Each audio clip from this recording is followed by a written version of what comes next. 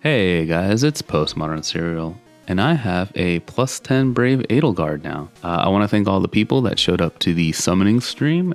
Thank you guys so much. If you haven't had a chance to check the summons for the plus 10 Brave Edelgard, I'll link it somewhere around here. But anyway, this Edelgard is pretty amazing. Now, I'll admit I was a little bit disappointed when she first got revealed. I thought that she would play way too similar to her legendary alt, but man, was I completely wrong. I don't necessarily think she power creeps her legendary alt in a way, but instead offers a way easier way to play around her broken kit. Now, when I think about it, she does have way better enemy phase than her legendary version does, but she can also play player phase relatively well. Unlike her legendary counterpart, you don't have to worry about spacing as much or whether or not she's next to somebody. That can actually be something that works for her because she can warp around the map, which is really freaking cool. That might be a reference to how she warps in Crimson Flower, but I'm not entirely sure. Anyway, I'm gonna bring you guys two different showcases here in Aether Raids, one which focuses on her player phase potential and the other which focuses on her enemy phase potential. Now, I'm gonna be honest here, I'm pretty biased towards her enemy phase build. Her player phase needs a little bit more support and it kind of hurts her sustain, which is unfortunate, but I guess take a look at the gameplay and judge for yourselves. And here we have our first map. This is going to be up against Largo. Shout out to them, I guess. This match is going to feature Edelgard's enemy phase. And we're up against a bunch of Cavaliers. I don't believe this is like strictly Cavline because Cavline usually has a way so that unless you have a way to retreat, the Cavaliers will one-shot one of your teammates, maybe usually your mythic, and then it'll make you want to quit the map. So this is kind of like some variation of Cavalier, more like they're banking on you either falling into one of the traps or making a mistake so that any one of their ranged units, probably Reinhardt, Lynn, or I forget the other person's name, will one-shot one of your mythics. So yeah, not the best setup, but it is good for showcasing what Edelgard can do, which I hope she does well. Because I completely forgot to bring the ladder with me. Holy crap. Bruh. So we kind of have to win this, huh? One of the stupid things I did here was bring Dorothea. Now, Dorothea is amazing, don't get me wrong. She's a great dancer.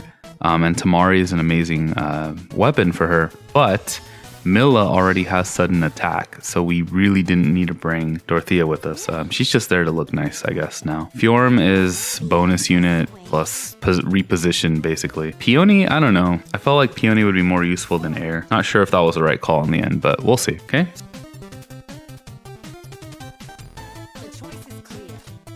So I'm just gonna park Edelgard there and see what happens.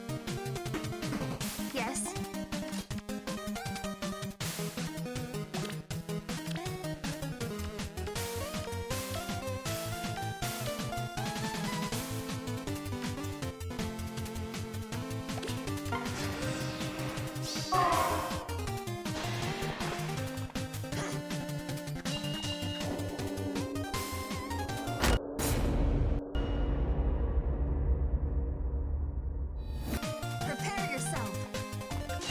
No damage whatsoever.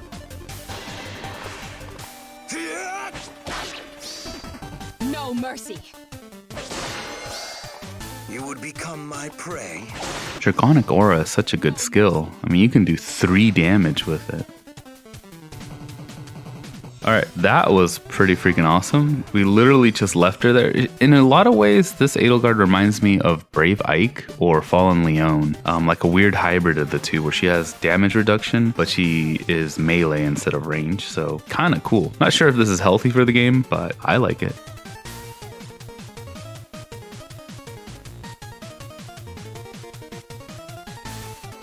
I'm a little bit puzzled here because we have them all in a line and now the dancer isn't within Milla's range, so we gotta kind of find a way to box them in. And I think I'll just leave them in there. They kind of made their own little bottleneck, so I'll just put Edelgard in that spot. As long as Edelgard doesn't get defeated, there's no way they can like break out and take out any of my other units, so we should be okay.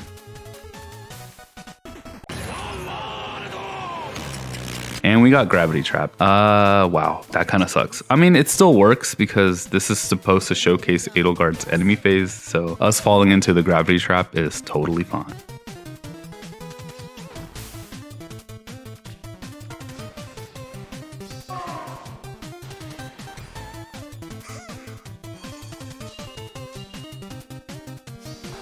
Okay. Oh, shoot. I think she's running Pain. Now, that's actually a good way to get around Edelgard.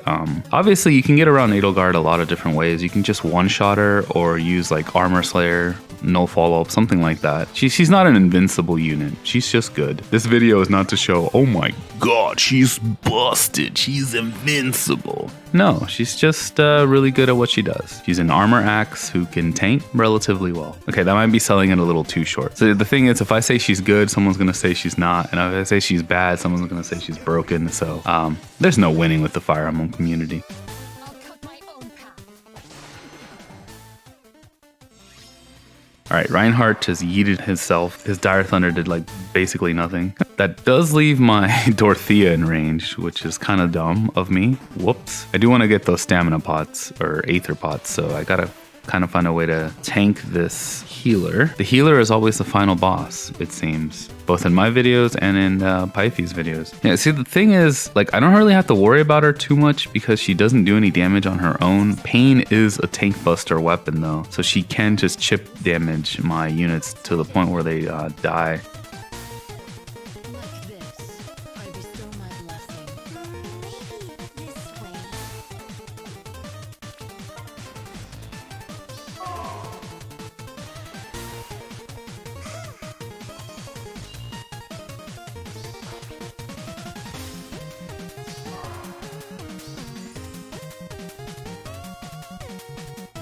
Ready as ever.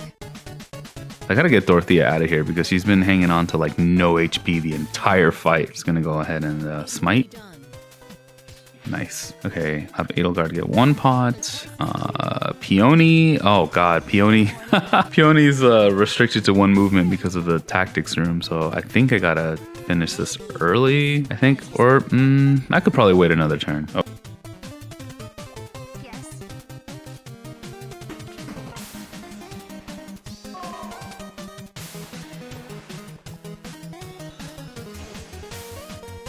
Okay, man, that Pain is actually doing quite a bit of damage now. We can finish it this turn.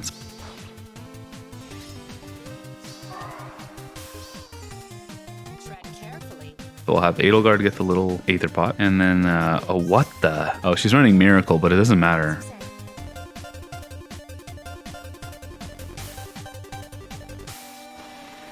Dang, Fjorm actually did something. I did not expect that. I thought she'd just be kind of sitting there. Bonus units in this game can be very, I don't know, hit or miss. I like Aether Raids, especially when an AR Mythic is a bonus unit, because then you can bring on another unit that actually does something else. A healer, some other support, another aggressive unit.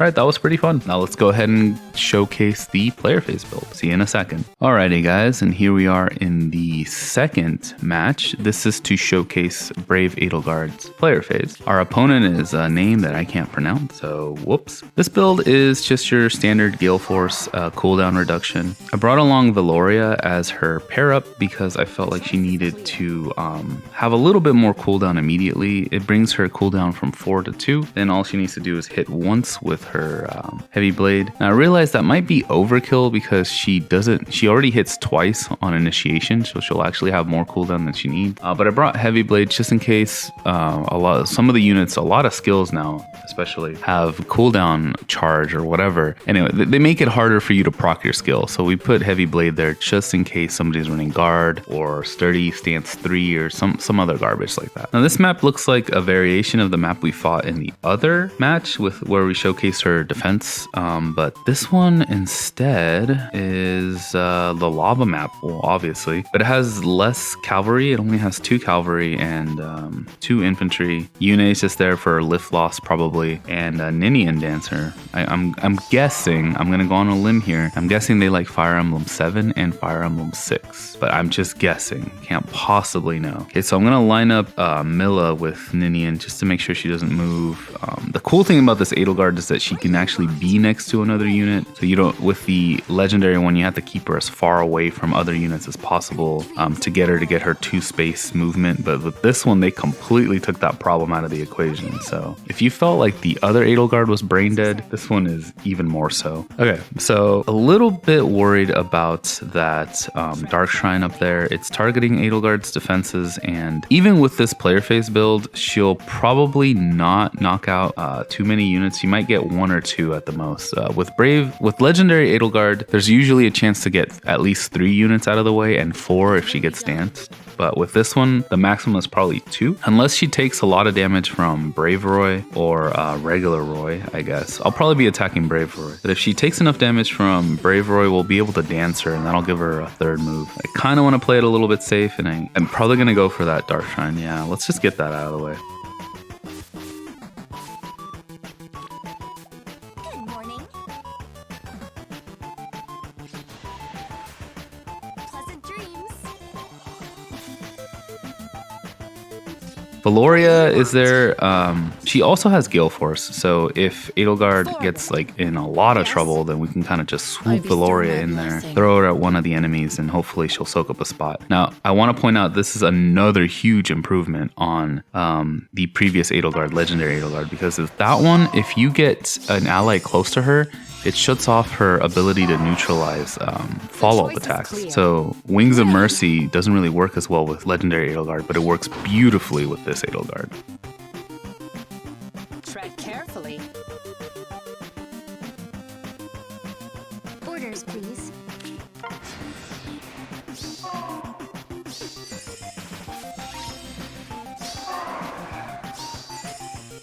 Forward. As you say. The choice is clear.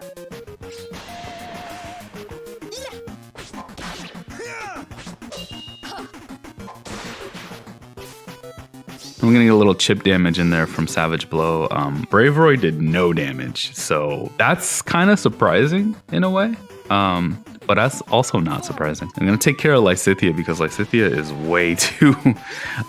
I've tanked Lysithias before with this Edelgard. I tanked the one on Chain Challenge and then a random one I found in Arena. But I want to be safe. You know, and take her out. Don't give her any opportunities to get dance or one shot. Even though the dancer is neutralized, I don't know. I'm a little paranoid. I'd rather not tank a red nuke, even though she could probably tank her pretty well.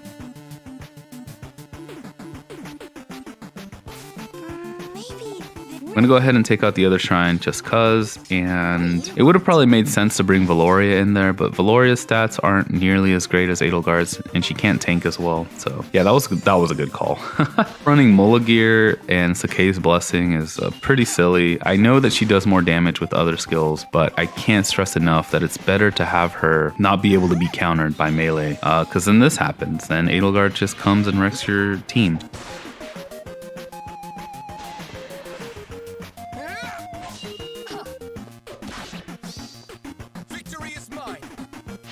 Shout out to Moonbow doing 2 damage. Moonbow. 2 damage Moonbow. And now Ninian's gonna yeet herself. Okay, thank you Ninian for getting us a slightly quicker win. And that is it, guys. That is basically how this works. You can't really go wrong with the Edelgard kits. Player phase is really good. Enemy phase is really good. I'm probably gonna stick to enemy phase more often than not because her player phase is already pretty decent. She gets the auto double on anyone not using no follow-up. It is unfortunate how much better she is than the other legendary Edelgard, but I'll be able to run both on the same team or swap them out. One being my dedicated mage tank / enemy phase unit, and the other one being my more player phase, get 3 turns in a row kind of thing. So I think they each have their strengths and weaknesses. So I won't say one is better than the other, but Brave Edelgard is much more beginner friendly or no skill friendly. I'm kidding about that last part. Or am I? Anyway, guys, thank you so much for watching. You guys are the best. Love the support you guys give to the channel. I'll see you guys in another video. Take care.